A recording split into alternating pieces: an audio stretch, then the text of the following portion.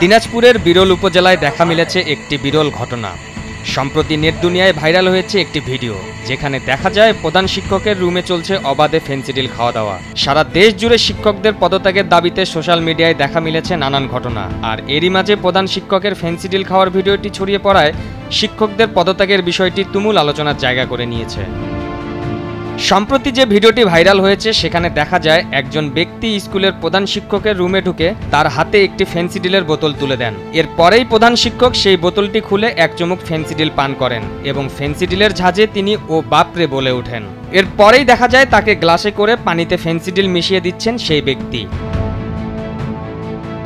ঘটনাটি ঘটেছে দিনাজপুর বিরল উপজেলার ধর্মপুর ইউনিয়নের কামদেবপুর উচ্চ বিদ্যালয়ে। কামদেবপুর উচ্চ বিদ্যালয়ের ভাইরাল সেই প্রধান শিক্ষকের নাম সেলিম রেজা। তিনি ৮ নং ধর্মপুর ইউপি স্বেচ্ছাসেবক লীগের সাধারণ সম্পাদক ছিলেন বলেও জানা যায়। শিক্ষার্থীদের দাবি তিনি মাদক কারবারি ও দুর্নীতির সাথে সরাসরি সম্পৃক্ত ছিলেন। যারা পরীক্ষা দিবা তাদের মনোভাব। এবছরের এপ্রিল মাসেই প্রধান শিক্ষক সেলিম রেজার বিরুদ্ধে উপজেলা মাধ্যমিক শিক্ষা কর্মকর্তা ও ম্যানেজিং কমিটির সভাপতির স্বাক্ষর জাল করে শিক্ষক নিয়োগ সহ বোর্ড কর্তৃক অনুমোদিত ম্যানেজিং কমিটির সভাপতির নাম পরিবর্তনের অভিযোগ উঠে এসেছিল। বিদ্যালয়ের সহকারী শিক্ষক কর্মচারীদের বেতন ভাতা অনুমোদিত সভাপতি থাকার পরও অন্যের স্বাক্ষর ব্যবহার করে উত্তোলন করা ছাড়াও একজন কম্পিউটার ল্যাব অপারেটর এবং সহকারী প্রধান শিক্ষক পদে একজনকে অবৈধভাবে নিয়োগ দেওয়ারও অভিযোগ উঠেছে।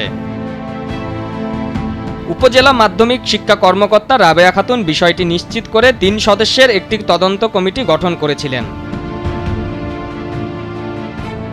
গত বৃহস্পতিবার কামদেবপুর উচ্চ বিদ্যালয়ের প্রধান শিক্ষক মোহাম্মদ সেলিম ও কামদেবপুর দাখিল মাদ্রাসার সুপার আবুল কাশেম সহ মাদ্রাসার সহকারী শিক্ষক আব্দুল মজিদের বিরুদ্ধে বিভিন্ন অনিয়ম ও দুর্নীতির অভিযোগে এই ৩ শিক্ষকের পদত্যাগের দাবিতে আন্দোলন শুরু করে ছাত্র জনতা।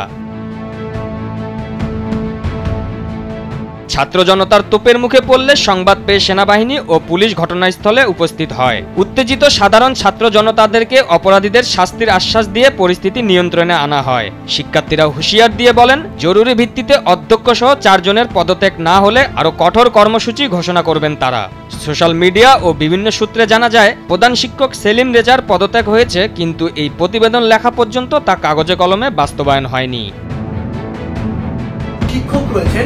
এদিকে ৩০ আগস্ট সমন্বয়ক সার্জিস আলম তার ফেসবুকে জানিয়েছেন, শিক্ষক পদত্যাগের নামে সারা দেশে যা হচ্ছে, যে প্রক্রিয়াটি হচ্ছে সেটা সমর্থনযোগ্য নয়। কেউ যদি ফ্যাসিস্টদের ক্ষমতার অপব্যবহার করে অন্য শিক্ষক বা শিক্ষার্থীদের সাথে অন্যায় করে, তাহলে নিয়মতান্ত্রিকভাবে আইনের মধ্য দিয়ে তদন্ত সাপেক্ষে তার বিচার হোক, কিন্তু আইন নিজের হাতে তুলে নেওয়া, মব জাস্টিস করা কখনোই গ্রহণযোগ্য নয়।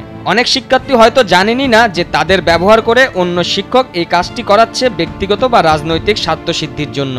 যারা বিভিন্ন উদ্দেশ্যে অন্যায় প্রক্রিয়ায় এই কাজগুলো করেছে তাদের বিরুদ্ধে আইনগত ব্যবস্থা নেওয়া উচিত।